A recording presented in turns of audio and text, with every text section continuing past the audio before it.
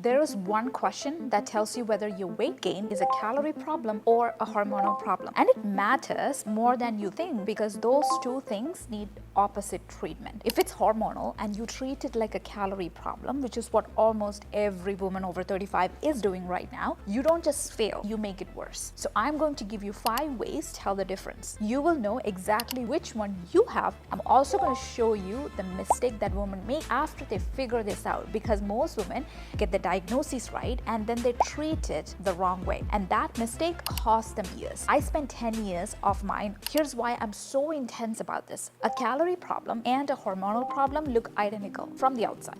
Same woman, same weight on the scale, same jeans that is not fitting her, but underneath they're not the same thing at all, and the fix of one actively harms the other. If you have a calorie problem, eating less works, but if you have a hormonal problem, eating less makes your body more protective. It reads restriction as a threat. It slows you down, it holds on harder. So the woman with a hormonal problem does the thing that she has been told to, and her body responds by locking the doors at her. And then she blames herself because everyone told her the formula was simple and it worked for everyone else, and it's not working for her. So it must be that she isn't trying hard enough. She is trying the hardest of anyone in the room. She's just aiming at the wrong target. So here are 5 ways to tell which one you have. So number 1, how it arrived there. A calorie problem arrives slowly over years. More takeout, less movement, bigger portions, little by little at a time. And if you're honest with yourself, you can trace it. A hormonal problem arrives while you are eating the same or less than you always have. Nothing really changed except your body did. If you cannot explain the way that you have been in denial, that's your first data point. Number 2, where it went. A calorie problem distributes. It goes everywhere, a bit on your arms, a bit on your legs, a bit on your face, and it's pretty even. A hormonal problem concentrates. Belly, hips, chest, and almost nowhere else. If your arms and legs looks exactly the same like they did 5 years ago, but your midsection look completely different, then that's not a calorie surplus. Calories don't have a postcode, but hormones do. This one's uncomfortable, so I'll be direct with you. If you have a calorie problem, you usually know, like somewhere in you, and you know exactly what happened. The wine, the weekends, or the 18 months where just life fell apart for you. A hormonal problem is the exact opposite. You're doing everything right. You are the most disciplined person you know, and you're getting nowhere. That gap between the effort and the result is the tell. It's not a character flaw, it's just a signal. And this is the one nobody asks about. And it's the most important one on the list. In a calorie problem, only your weight changed. Everything else about you is basically the same. In a hormonal problem,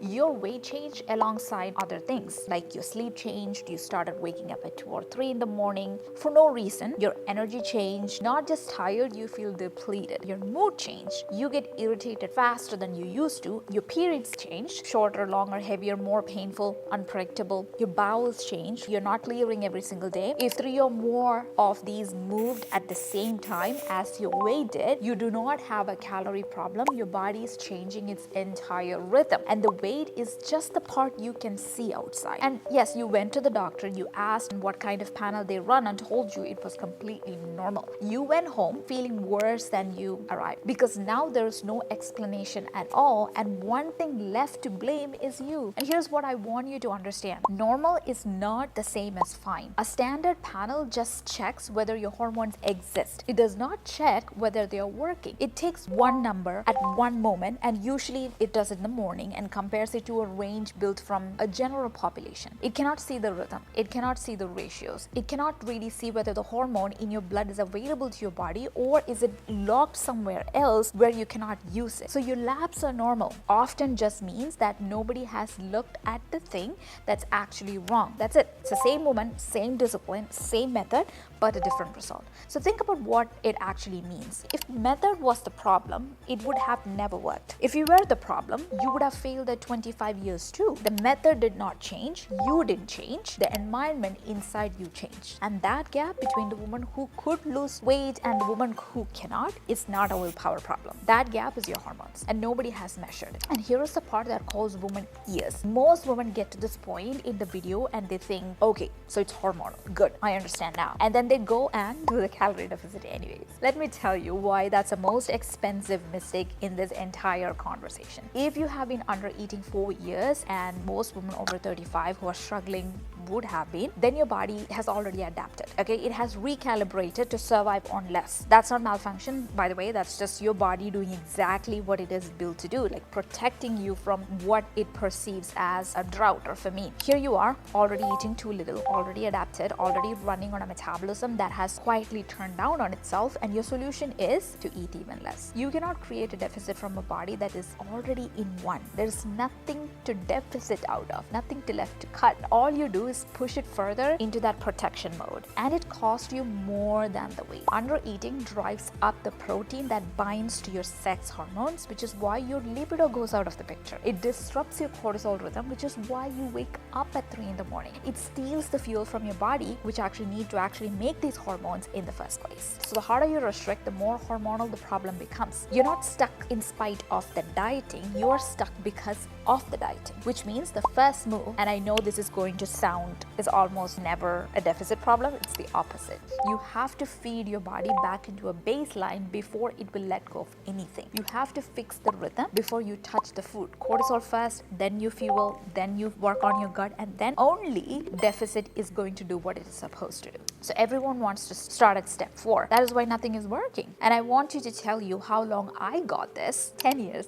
As a trauma nurse, and in the ER I worked like 12-hour shifts, and then I went to the gym for like 2 more hours. I counted every single thing that went into my mouth. I said no to dine outs, birthdays, every event that has food in it, because I was terrified of losing my own progress. And I looked exactly the same. I was convinced that I have a calorie problem. I was convinced that I just needed more discipline. Had every one of the 5 tells that I just shared with you, I could not see a single one of them, because nobody has ever taught me how to look. When I ran my own panel, my cortisol was completely inverted. My estrogen was low. My testosterone, which I had been treated for having too much for 10 years, was actually perfectly fine. It was never calories. It was never discipline. It was my hormonal rhythm, and no one had ever measured it. And here's the part that still gets me. The belly fat that 10 years of restriction couldn't touch, it moved 5 months postpartum when my progesterone reset and cortisol finally had the room to come down. My body let go the moment it felt safe, not at the moment I tried harder. So go back to the 5 tells. If you're recognizing yourself in more than 3 of those, you do not have a calorie problem,